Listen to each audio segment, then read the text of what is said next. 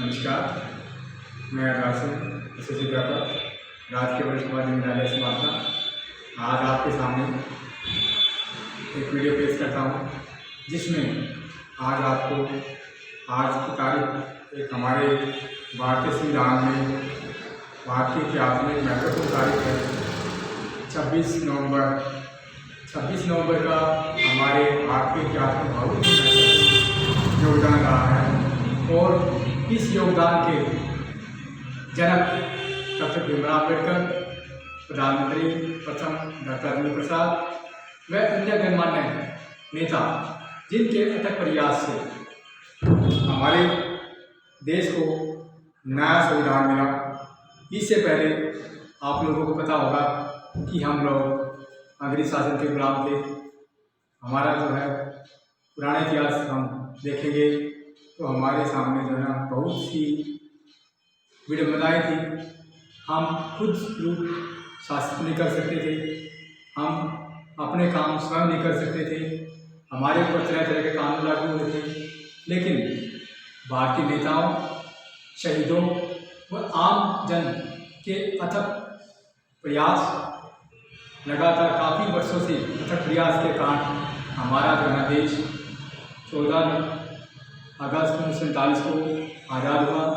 अंग्रेज़ों को हमारी एकता के सामने ज़्यादा समय तक नहीं टिक पाए और उनको हमारे देश की जो सत्ता हमारे नेताओं पर सौंपने ही मजबूर हुए।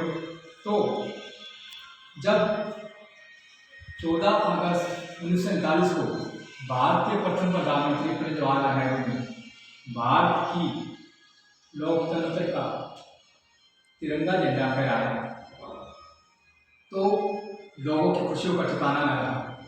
उन्होंने अपने इस यादगार क्षण को बहुत ही अच्छे से महसूस किया और याद किया उन लोगों को, उन अनगिनत नेताओं को, उन अनगिनत लोगों को, उन अनगिनत जो है जिनका नाम हमारे शायद इतिहास में ना भी है, जिनका कहीं न कहीं देश की स्वतंत्रता में महान योगदान है। तो आप लोगों को पता है कि बहुत ही अथक प्रयास के कारण हम आज इस आज़ादी में सांस ले रहे हैं।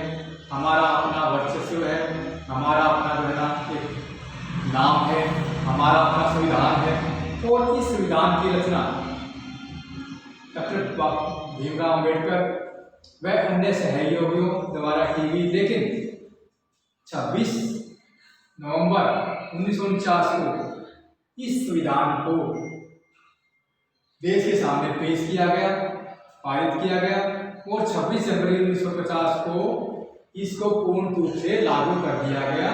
26 जनवरी 1950 हमारे लिए क्यों महत्वपूर्ण है?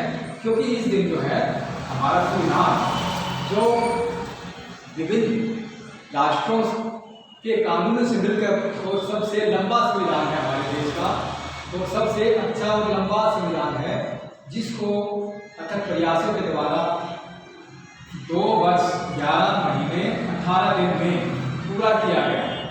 इसने सभी जितनी भी समस्याएं लोगों के सामने थी उनको ध्यान में रखते हुए विभिन्न तरह के कानून बनाए गए और उनकी रोकथाम के लिए नए वो कानून बनाए गए।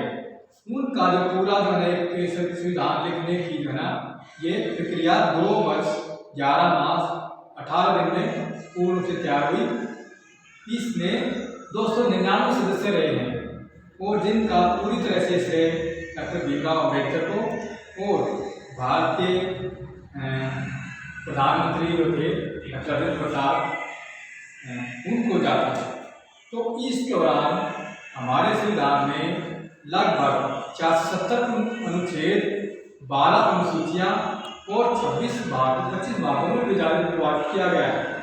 तो ये हमारा पूरे संसार का सबसे लोकप्रिय, सबसे अच्छा और सबसे बड़ा लिखित संविधान माना गया है। ऐसे पूरे वर्ल्ड में कुल 7 व्यक्ति हुए हैं जिनमें से डॉक्टर भीमराव अम्बेडकर को सबसे अच्छा कुशल कानून व्यक्ति माना गया है। इसमें इनको सिंबल ऑफ नॉलेज, ज्ञान के प्रतीक की जो है ना वो संज्ञा दी गई है। इनको इतना ज्ञान था कि लोग जो है ना भारत के अन्य जो है ना नेता जो है ना दांतों तले उंगली चबाते हैं, ये अपने टाइम के 12 लोग सबसे पढ़े लिखे विद्वान रहे हैं। और क्यों? क्योंकि सबसे पढ़े लिखे विद्वान रहने के कारण इनको ही ये कार्य दिया गया कि आप जो है ना इस संविधान की रचना आप करेंगे और आपके सदस्य 7 सदस्य रहेंगे, 299 सदस्य रहेंगे। तो इनके अथक प्रयास से भारत को इतना महत्वपूर्ण संविधान जो है ना मिला है। तो इसमें जो है हमारे जितने भी कार्य हैं, क्यों? क्योंकि उन्होंने अपने लाइफ में, अपने जीवन में इतनी समस्याएं देखी, उन्होंने सभी समस्याओं को कानून के रूप में अख्तियार करके एक संविधान तैयार किया गया। इसमें जो है भारतीय संविधान अलग अलग भाग हैं इसमें। तो भाग 1 में जो है ना इसके विषय है संघ और उसके क्षेत्र। भाग 1 में 1 से 4 अनुच्छेद में दिया गया है। दूसरा भाग इसका नागरिकता, ये जो है ना नागरिकता के विषय में बताता है। 5 से 11 अनुच्छेद में इसका वर्णन किया गया है। तीसरा जो हमारे मूलभूत अधिकार है, जो एक जनता को, एक आदमी को चाहिए जीने के लिए अधिकार है, मूल अधिकार किया गया है। तो हमारे मूलभूत अधिकार चाहिए, मूल अधिकार 12 से 35 अनुच्छेद में किया गया है। अधिकार के साथ साथ राज्य नीति निर्देशक तत्व ये भी उन्हें 36 से लेके और 51 अनुच्छेद में किया गया है। ठीक है। इसके बाद 4A जो मूल कर्तव्य 51 अनुच्छेद में दिया गया है। इसके बाद जो है 5वां भाग होता है संघ। संघ का जो है ना 52 और 51 पेज तक इसका जिक्र किया गया है। 7वां नंबर भाग है छठा राज्य। राज्य के जो है ना 152 से 237 तक इसका क्या दिया गया है। संविधान अधिनियम, जितने भी संविधान में अधिनियम हुए हैं उनका जिक्र इन्होंने दिया गया है 238। इसके बाद संघ राज्य क्षेत्र 239 से 242 तक ये किया गया है। इसके बाद आती है हमारी ये प्रशासन संभालने की बातें। जब हमारे राज्य से हमारे पहले देश का शासन, उसके बाद जो है ना राज्य में शासन, उसके बाद जो है ना ब्लॉक या जिलों में शासन, जिलों के बाद ब्लॉक में, ब्लॉक से गांव से, उन्होंने जमीनी स्तर पर किस तरह से शासन करना किया जाना चाहिए, उनके जो नियम कायदे कानून जो उन्होंने बताए हैं वो पंचायत के माध्यम से 239 से 242 तक ये किए गए हैं। इसके बाद नगर पालिकाएं जो हमारे शहर क्षेत्र में काम करेंगी, किस तरह से सेवाएं देगी लोगों को, नगर परिषद, नगर पालिकाएं, ये आई है हमारी 243B से 243 ZG। ये अनुच्छेद का जिक्र किया गया है। अनुसूचित और जनजाति क्षेत्र जो हमारे पिछड़े हैं, बैकवर्ड इलाके हैं, उन क्षेत्र जातियों का, उन जनजातियों को हितों को ध्यान में रखते हुए कुछ अनुच्छेद बनाए गए हैं, जिनका जिक्र 244 से लेकर 244A तक किया गया है। 11वां हमारा भाग है संघ और राज्यों के बीच संबंध। संघ का और राज्यों के बीच में क्या संबंध होना चाहिए, किस तरह से उन्होंने अपना कार्यभार करना, किस तरह से लोगों को सेवाएं देनी है, इसका जिक्र 243 के रूप में किया गया है। 12वां भाग है वित्त और संपत्ति बात। कितने वित्त उसके पास होने चाहिए, तो पब्लिक के पास या जो नेताएं हैं उनके पास कितनी संपत्ति होनी चाहिए, उनका भी जिक्र 264 से 300A में किया गया है। 13 नंबर भाग है भारत के राज्य क्षेत्र में व्यापार वाणिज्य। भारत के राज्य किस क्षेत्र में कैसे कैसे व्यापार कर सकते हैं, उनके उसमें क्या क्या टैक्स लगाए जा सकते हैं, क्या क्या उनको लाभ या क्या क्या फायदे दिए जा सकते हैं व्यापार करने में लोगों को, तो उनका जिक्र 301 से लेकर 307 तक किया गया है। फिर भाग 14A आता है संघ और राज्य के अधीन सेवाएं। संघ जो है ना और राज्य, उनके अधीन क्या क्या सेवाएं हो सकती हैं, क्या क्या सेवाएं दे सकते हैं, या हमारे मंत्री को क्या क्या अधिकार हैं अपने राज्य के, वो जो है सारा जिक्र 323A से 323B तक दिया गया है और 324A और 329A तक ये जो है ना अनुच्छेद में किया गया है।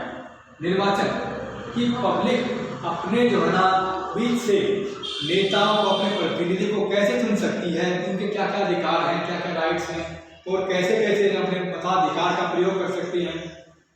ठीक है, उस तरह से किस तरह से ये निर्वाचन सेवाएं तैयार की गई हैं, उनका अधिकरण 330 से लेकर 342 अनुच्छेद में किया गया है कि हमारे बीच से, पब्लिक से बीच में से किस तरह से प्रत्याशी खड़े होंगे, किस तरह से हमारे को सेवाएं देंगे, क्या क्या उनको बेनिफिट होगा, क्या क्या उनको सेवाएं दे सकते हैं और क्या उनका मेहनताना जिससे कह सकते हैं वो निर्धारित होगा। ठीक है, थोड़ा कुछ वर्गों के लिए उपलब्ध संबंधी इसका जो है ना 343 से लेकर 351 तक जिक्र किया गया है। ठीक है, राजभाषा का 352 से 360 तक जिक्र किया गया। आपातकालीन उपबंध, जब कोई हमारे देश में, हमारे राज्य में कोई आपातकालीन स्थिति पैदा हो जाती है, जैसे आज के टाइम में महामारी फैली हुई कोविड-19, ठीक है, उस स्थिति में हम कैसे जो है ना अपनी देश के, अपने राज्य के, अपने प्रजा के जो है ना दुख सुख में शामिल हो सकते हैं, कैसे हम प्रबंध कर सकते हैं, उसके बारे में जानकारी दी गई है। ये 361 से लेकर 367 तक के अधिवेशन अनुच्छेद में। लेकिन इसकी द्वारा 368 में जानकारी दी गई है। संविधान के संशोधन, यदि संविधान में कुछ ऐसी स्थिति आ जाती है कि संविधान में संशोधन करना पड़ जाए, तो इसके विषय में उन्होंने जो विधेयक दिए गए हैं वो अनुच्छेद 368 के तहत दिए गए हैं। जरूरत पड़ने में हमें संविधान में संशोधन करना पड़ जाए तो हम कर सकते हैं इस विधेयक के तहत। अस्थायी और संकटकालीन कोई विशेष उपबंध और अस्थायी टेम्परेरी कुछ प्रबंध किए जाने हैं पब्लिक के हित को देखते हुए, तो कैसे किए जाने हैं वो भी 369 से 390 तक के अनुच्छेद भी दिए गए हैं। इसके बारे में संक्षिप्त नाम प्रारंभ हिंदी में 25 पाठ, तो ये इस बात के तहत 393 से 395 तक के अनुच्छेद में ये दिए गए हैं कुछ नियम कायदे जो बनाए गए हैं। इस तरह से हमारे संविधान की एक छोटी सी रूपरेखा है। इसको ज़्यादा वर्णन करेंगे तो वो लंबा हो जाएगा और आपके लिए भी ज़्यादा उचित नहीं होगा। इसीलिए मैं आप लोगों को आज के दिन पर, जो 24 नवंबर 1949 है, आज का दिन हमारे देश के इतिहास में किस प्रकार से महत्वपूर्ण है और आज हमारा देश संविधान दिवस मना रहा है, उसके बारे में मेरा मकसद यही था कि आज के दिन आपको ये बताना चाहिए कि हमारे देश का संविधान, सर्वोच्च संविधान जो है आज के दिन पारित हुआ था और 26 जनवरी 1950 को लागू हुआ था, जिसके तहत हमारे जनता के प्रतिनिधि जनता के रूप में चुने हुए और जनता के बीच में सेवा करने के लिए बाध्य हो सकते हैं। ये हमारा आज का मेन मुख्य उद्देश्य था, आपको हमारे संविधान के बारे में बताने का। इसके लिए मैं आपसे अपील करूँगा इस बारे में थोड़ा सा जानें और अपने आसपास के बच्चों को बताएं। इसके बाद आपका वीडियो यहीं पे समाप्त करता हूँ। धन्यवाद।